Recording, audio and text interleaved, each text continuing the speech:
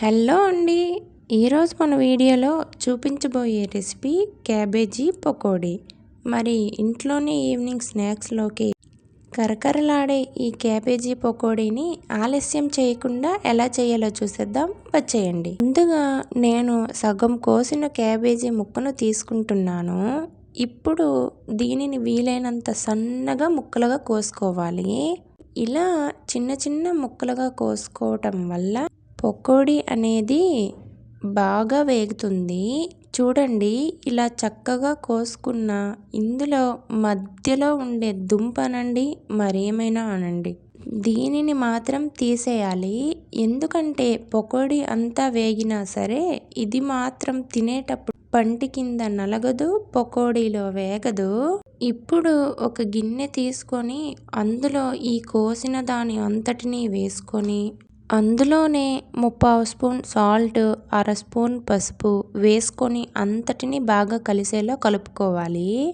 అరగంట లేదా పావు గంట అలాగే వదిలేయాలి. నేను అరగంట తరువాత కలిపిన దానిని తీసుకొని 2 చేతులతో పిండి తీసుకోవాలి. ఇలా నీళ్లను వచ్చేలా పిండి తీసుకుంటేనే పకోడీ ఎక్స్ట్రా క్రిస్పీగా వస్తుంది. అదే ఇలా నీరుగానే వేసుకుంటే అది మెత్తని పకోడీ అవుతుంది. ఇలాగే అంతటిని పిండి తీసుకొని ఎక్స్ట్రా వచ్చిన నీళ్లను కర్రీలో వేసుకోవచ్చు. ఇలా పిండి తీసుకున్న దీనిలో రుచికి సరిపడా సాల్ట్, 2 స్పూన్ల కారం, 1/2 స్పూన్ పసుపు, 1 స్పూన్ ధనియా పొడి, 1 స్పూన్ జీలకర్ర, దంచిన అల్లం వెల్లుల్లి పేస్ట్ వేసుకొని అంతా బాగా కలిసేలా కలిపి కొద్దిగా నీళ్లు ఊరినట్లు నొక్కి కలుపుకోవాలి.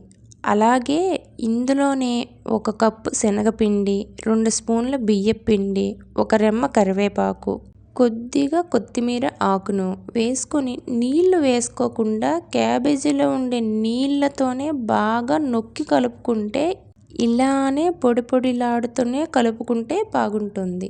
ఇప్పుడు స్టవ్ ఆన్ చేసి కడాయి పెట్టుకొని వేయించుకోవడానికి తగినంత నూనె వేసుకొని నూనె బాగా కాగిన తరువాత చిన్న చిన్న ఉండల్లా వేసుకోవటమే. ఇలా చిన్నగా వేసుకోవటం వల్ల తొందరగా వేగుతుంది, లోపల వరకు క్రిస్పీగా వేగుతుంది. మంటను మాత్రం మీడియం ఫ్లేమ్లోనే పెట్టుకొని చేసుకోవాలి. అప్పుడే లోపలి వరకు చక్కగా వేగుతుంది. వేసిన వెంటనే కలుపుకుంటే పకోడీ వేడిపోతుంది, గుర్తుపెట్టుకోండి. ఇలా కొంచెం వేగిన తర్వాత ఇంకో పక్క తిప్పుకొని కొంచెం గోల్డెన్ కలర్లోకి వచ్చాక తీసుకోవటమే.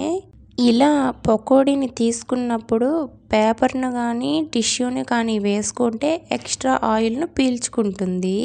ఇలాగే పకోడీ అంతటినీ వేసి తీసుకోవటమే.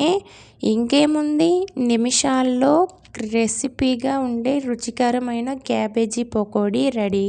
మరి వీడియో నచ్చినట్లయితే లైక్ చేసి మరిన్ని వీడియోస్ చూడడం కోసం మన ఛానల్ని సబ్స్క్రైబ్ చేసుకోండి. అలాగే నెక్స్ట్ ఏం వంట చేయాలో మీరే కామెంట్ చేసి చెప్పేయండి.